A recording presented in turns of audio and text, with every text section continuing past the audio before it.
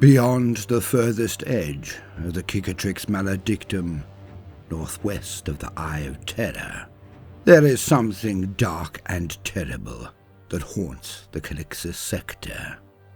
It is ancient, it is powerful, and it is hungry. Welcome, gentle listener. I am Baldermort, your faithful servant, and I wish to introduce you to the forces, factions, and faces of the Warhammer 40k setting. The grim darkness of the far future, where there is no time for peace. There is only time for war. If you wish to see the channel flourish, then like and subscribe. But do try to lend a hand with a comment as well. Not only do I find them interesting and often enlightening to read, but it would help me considerably. After the recent hack, YouTube likes me not. So lend a hand if you wish to see us get strong again. And today, we shall be taking an introductory look at one of the vilest threats to the Imperium and humanity entire. But disillusion yourself from the comforting thought that they might be new, or perhaps a repercussion of the opening of the Great Rift. For they are not warp-tainted, not servants of the dark powers. This would almost be a reassuring conceit, that such horrors were and are always attached to the foulest four. No. Although so many have drawn comparisons to the servants of chaos, they are beings of real space, and their menace is of a different order entirely. Yet another macabre revenant of ages past. They may not be as old as the Soulless Legions, but none can tell by how much. At the very minimum, they are survivors of the Great Crusade, and played a large role in it. In fact, it was this dark and terrible congregation of horrors that threatened to upend the fledgling Imperium before it was fully wrought. They were amongst the force that slew tens of thousands of Astartes, the Space Marines, when they were at the very zenith of their power and majesty. They were the foe that forced the Emperor to dig deep into his own past for a weapon to defeat them. And it is rumoured, suspected, that they could well have been the reason. The lost Primarchs, the 2nd and 11th, the Forgotten and the Purged, were scoured from Imperial records. But now, it is time to show, not just tell, what sort of a foe we discuss today. The lore shall follow thereafter. From the Bold Library, Crom Cruach.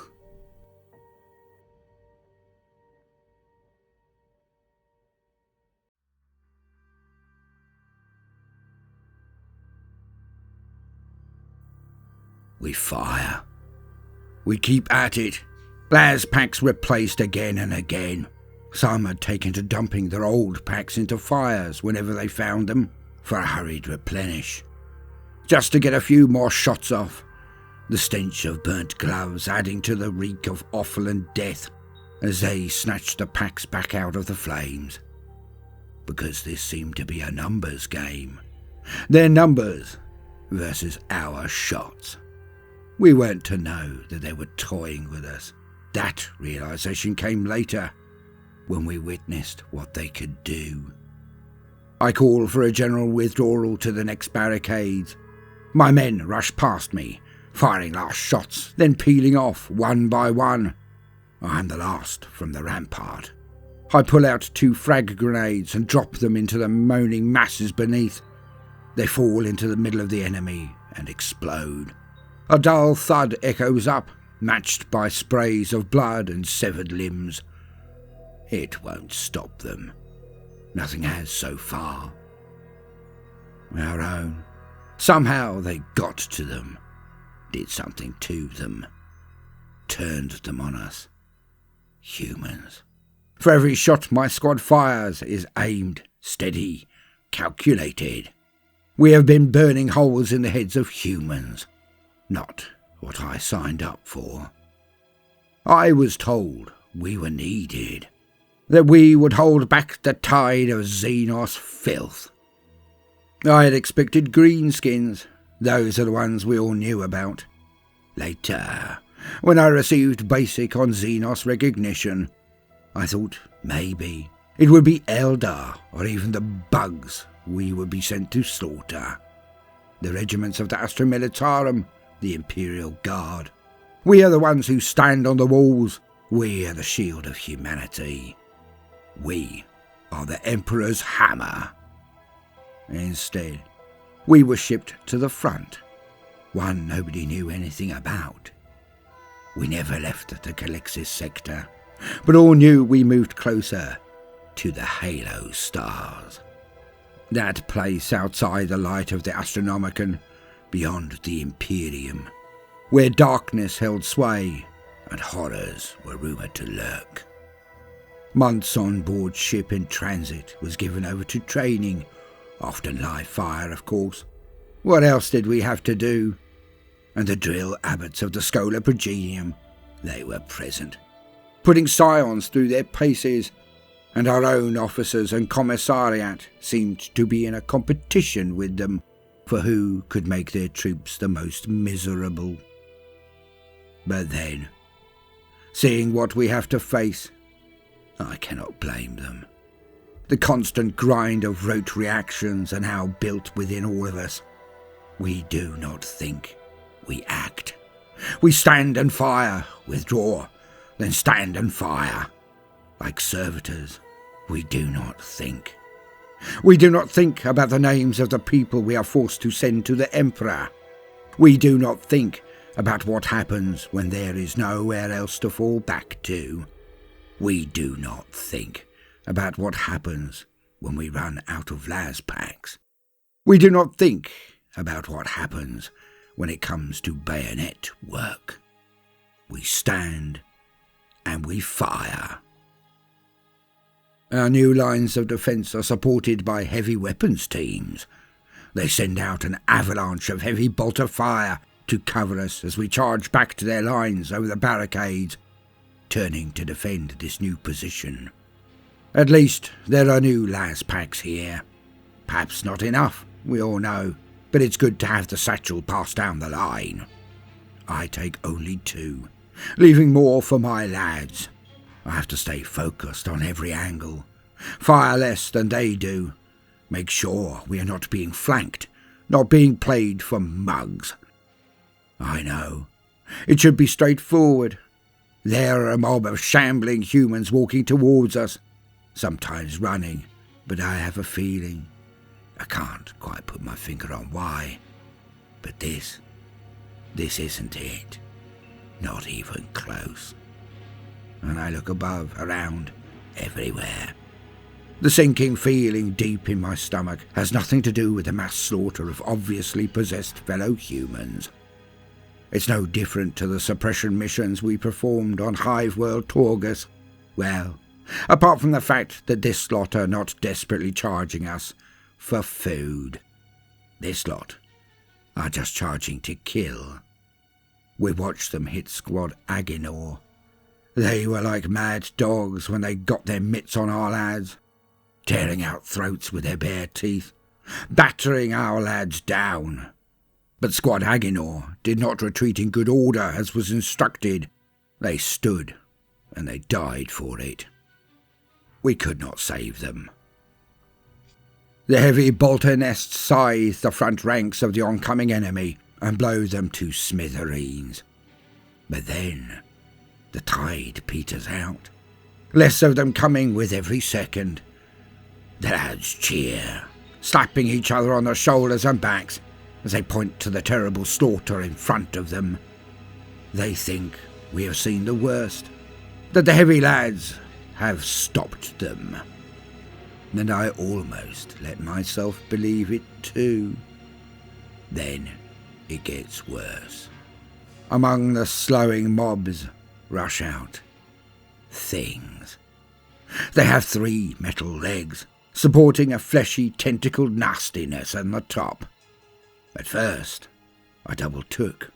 Was there some form of bug force hidden amongst the zombified masses? But no, they were not. Bugs don't do what this lot did. Writhing tentacles and a central mouth at its top, scuttling forward at a pace that would give them marine issues. They were so damn nimble, bouncing over the top of the herd, then scrambling towards us faster than a sentinel at full tilt. We looked on in horror, but our minds were slaved to our training.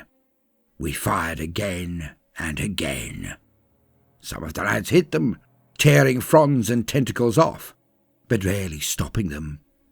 Then the heavy bolter teams did better, but they got one up on us, these things. From the centre of their fleshy centres, metallic nozzles came out, and they fired back at us. Beams of darkness came out and slammed into the heavy weapons platforms. They slew anyone they hit, but worse, when they struck a sandbag or wall, it would decay as if it was being aged 1,000,000 years in an eye blink.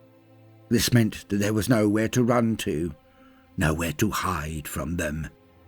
I flicked an eye to the west and witnessed these things hit Squad Falmas. When these horrors got in close, their tentacles solidified into sharp serrated edges. They were swords for limbs, slicing through anything, flak, bone, even weapons. I snapped my attention forward again, screaming at my lads to concentrate fire on the nasties. And for a moment or two, it worked. We had lost their heavy weapon support, but were keeping them back. It was going too well.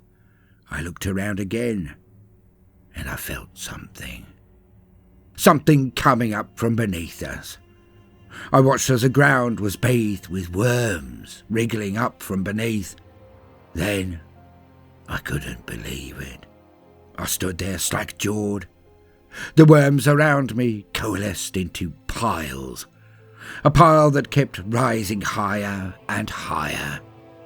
I took out my bolt pistol and fired into this rising tower of worms. Many wriggling things exploded out, but it kept rising, now towering over me, others stalking towards the back of my men. From these towers, a head formed, then arms and legs. I drew my chainsword and revved it as my squad was assailed from behind. The things, they were so strong. They picked up men and slammed them into the ground, shattering every bone in their body.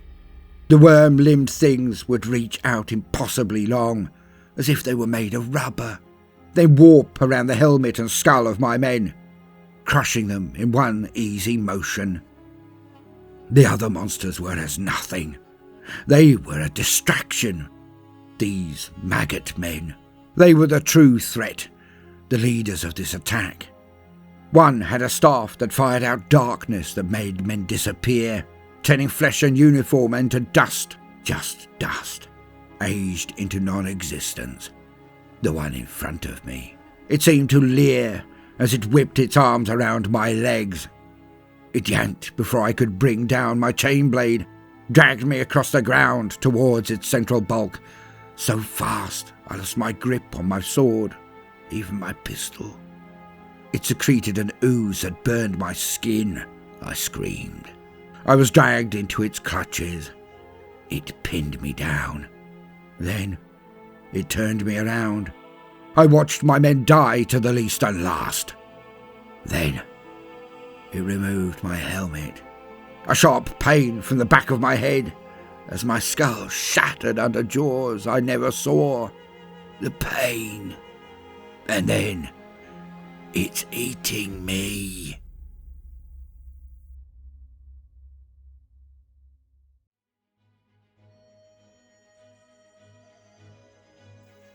The Ordo Xenos know of them, fear their growing influence, are trying to work out where, when and how they are moving, inveigling themselves into structures within the Calixis Sector. But it is not defined if they hail from this sector at all. Those in the know believe they are far more likely to have come from the Halo stars. Yet, this is not entirely the truth of the matter, as we shall get to in a moment. They have technology beyond the ken of even the ancient and previous rulers of the galaxy, the Eldar. And they have a storied history fighting against the Imperium, though even the Ordo Xenos does not know the extent of this relationship, cannot fathom who they once worked with, for, or as masters thereof. Of course, I could only be speaking of the dread Sloth. Now do bear in mind that this is an introduction only, so we may well touch on this subject again. The Sloth are ancient and utterly alien in every conceivable way. They consume the dead necrotic flesh of sentient beings, preferring the recently slain, and their nibble of choice is the brain matter. To the Sloth, this is a delicacy that has a narcotic effect on them, exhilarating and pleasurable beyond comprehension. The Sloth can experience the lives of those they consume, much like the Astartes or the Kroot. A trend, no? But even just a dead body can be sustenance to them, just not so piquant. They are so far removed from normal sentient beings in form, function and perspective that psychers who have attempted to use their abilities on them have died from shock. If this is merely the depths of their depravity that shatters the mind of the psyker, or a null-like effect that destroys psychers, cannot be discerned for certain. But in any case, none should try to glimpse into the minds of the Sloth. But what is a Sloth? They are a strange form indeed, for they seem to be a gestalt form made up of thousands of separate maggot or worm-like parts, hence one of their many sobriquets, the Maggot Men. This is all covered in a nasty, pus-like substance that seems to bind them together. But make no mistake, they can separate and manipulate the composite form so as to extend their arms like Mr. Fantastic, or slip through air vents or the like. And they are astonishingly strong when pushed to it. A lord of this race once fought a Primarch, Alfarius, to a standstill. And yes, they were present during the time of the Great Crusade. Some believe they have been raiding and harvesting humans from as far back as the Long March ships and the Dark Age of technology. Alas, as they have done this for so long, and the Crusades annihilated so many other sentient races, the Sloth are known to have a special excitement bordering on fixation with consuming dead humans above all others. And of course, the ending of human lives is child's play for such horrors. Their ships are shards of darkness in the void, able to traverse real space at speeds consummate with travelling through the warp. Thus, they do not need to be dragged to Mandeville points, so they can literally appear anywhere at any time.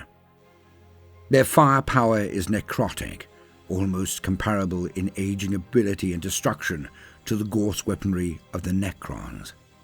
Lethal in their hands, or those of their many warrior beasts, as we have heard, and their lords have staves made of ghostly black tendrils, able to fire blasts that can eradicate even heavy Astartes armor, like the Land Raider. And none are proof from these weapons, no matter the armor or shielding. They have crossed swords with the Marines many times, some more recently and recorded. The Storm Wardens, for one, can attest to the difficulty in humbling this ancient terror, but the truth is so much worse when one looks into their history. For the Sloth are geneticists and biological engineers of dark potence. They create warrior monsters that are a mix of materials both biological and metallic. They have harvester beasts not dissimilar to many employed by the Tyranids, but nothing is truly new under the stars of the Milky Way, and evil always shows itself in the end. The mere sight of one of the Maggot Men can disquiet and shatter the mind of even the most disciplined warriors. Only the Marines can fight them without risking their sanity.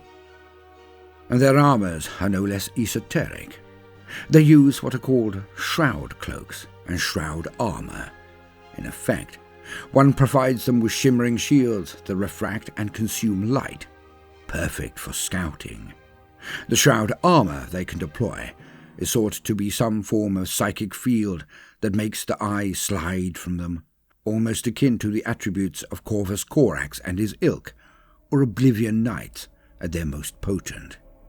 You can see them, but cannot get your mind to concentrate on them, to even react to them. Their ships are known to be swift and deadly, firing necrotic firepower that will rend holes in enemy ships due to simple corrosion of time. It is why so many believe that they are somehow connected to the Dark Gods, Nurgle in particular, for they are horrid to look upon and seem to mimic so many of his powers. Yet, they have absolutely nothing to do with the Chaos Gods, if the Ordo Xenos is correct. They also have the ability to form beings that can walk amongst humanity, can make contact. Then they bribe and barter, lavishing the weak and corruptible with gifts of power beyond their wildest dreams. Only later do these turncoats find out that they have served malevolent Xenos. But by that time, of course, it is already too late.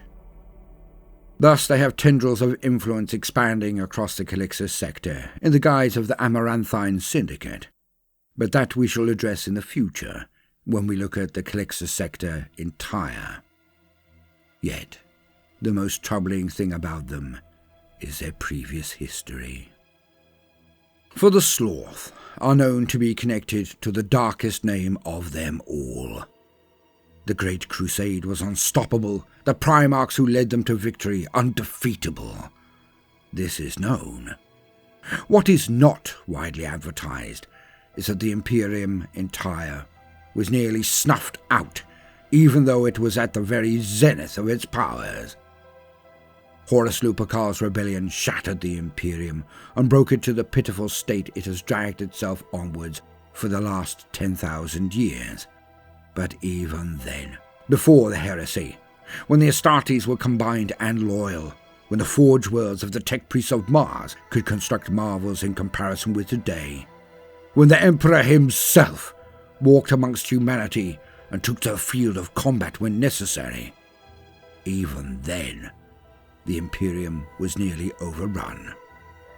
For there was a race that fell upon the Imperium in numbers and strength so great that the confrontation consumed over 100,000 Astartes. And some say the lives of two of the Primarchs, the Forgotten and the Purged, the 2nd and the 11th Primarchs.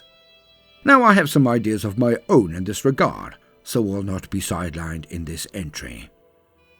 There were 3 wars, 3 campaigns that were waged against these beings, the threat that nearly swept away humanity, and the enemy was called the Rangdan. Now I intend to do a full video on these events in the future, but that will necessitate a banquet all unto itself. Just let it be known that the Rangdan were supported by the Sloth. Some say that they were thralls of the Rangdan, following along their path of destruction, consuming the dead and enslaved left in the wake of their onset. Others still think that perhaps it was the Sloth who were actually pulling the strings, that they unleashed the Rangdan as their foot soldiers and harvesters of sorrow. The Rangdan were a force so terrible that over 300,000 Astartes from 9 legions were sent against them, with billions of support soldiers and hundreds, if not thousands, of ships of the Navis Imperialis required to beat them back. The Rangdan were defeated and then expunged, or so near all believe. Yet their legacy was so dire, the remembrance of the war was all but expunged from the records of the Imperium. Perhaps only the Lion, Primarch of the Dark Angels, remembers all that transpired. But it was so bad that the Emperor himself had to take to the field, and some say he was forced to bring a weapon so terrible it dated back to the war in heaven. In any case, the Sloth were indeed present, were shattered and fled the oncoming forces of the victorious Imperium. They slunk to the furthest reaches of the galaxy, so I am not convinced that they hail from the Halo stars at all. Personally, until more information is forthcoming, I would hold to my belief that they merely ran to this darkest of all regions of the Milky Way. Now one might ask, why have they not struck at the Imperium in its weakness? Why have the Ordo Xenos not called a crusade to exterminate them once and for all? The Sloth may be ancient and powerful, but it is unlikely that they have the numbers to contend with the Imperium. Or did not. With their movement in the Calixis Sector, perhaps this is no longer the case. For the Ordo Xenos, forewarned is forearmed. They know of the Sloth, but do not know of their history with the Rangdan. Once again, the secrecy of the Emperor, his sons and their successors, of the High Lords of Terror, could well spell the doom of the entire human race. For who can truly tell if these arch-biologists have not harboured their strength and given birth to a new generation, or even empire, of Rangdan? A discussion for another day. I have been Baldermort, your faithful servant.